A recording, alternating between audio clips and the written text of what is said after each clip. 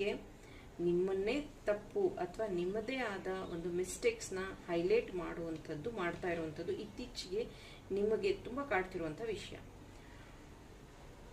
ನಿಮ್ಮ ಬಗ್ಗೆ ಅವರು ಯಾವುದೇ ನೆಗೆಟಿವ್ ಹೇಳೋದಲ್ಲ, ಬದಲಿಗೆ ಕಂಪೇರ್ ಮಾಡ್ತಾ ಇದ್ದಾರೆ. ಅಂದರೆ ನೀನು ಮುಂಚೆ ಹಿಂಗಿರಲಿಲ್ಲ, ಇವಾಗ ಈ ಥರ ಮಾತಾಡ್ತಾ ಇದ್ದೆ, ಮುಂಚೆ ಹಿಂಗಿದ್ದಿದ್ರೆ ಹಿಂಗಿರ್ತಿತ್ತು, ಹಿಂಗೆ ಮಾತಾಡಬಾರ್ದಾಗಿತ್ತು, ಹಿಂಗೆ ಹೇಳಬಾರ್ದಾಗಿತ್ತು, ನಾನಿನ್ನ ಈ ಥರ ಅಂದ್ಕೊಂಡಿರಲಿಲ್ಲ. ಈ ಥರದ ವಾದದ ಜೊತೆಗೆ ಅವರು ನೀನು ಮಾಡ್ತಿರೋ ತಪ್ಪು, ನಿನ್ನಿಂದಾನೇ ಇದೆಲ್ಲ ಆಯಿತು ಅನ್ನೋದನ್ನು ತುಂಬ ಧೋರಣೆ ಮಾಡ್ತಿದ್ದಾರೆ.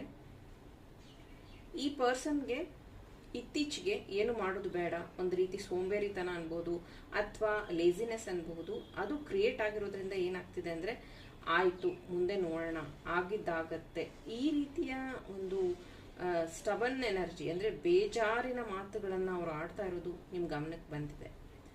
ಜೊತೆಗೆ ಈ ವ್ಯಕ್ತಿ ಏನು ಆ್ಯಕ್ಷನ್ ತಗೋತಾ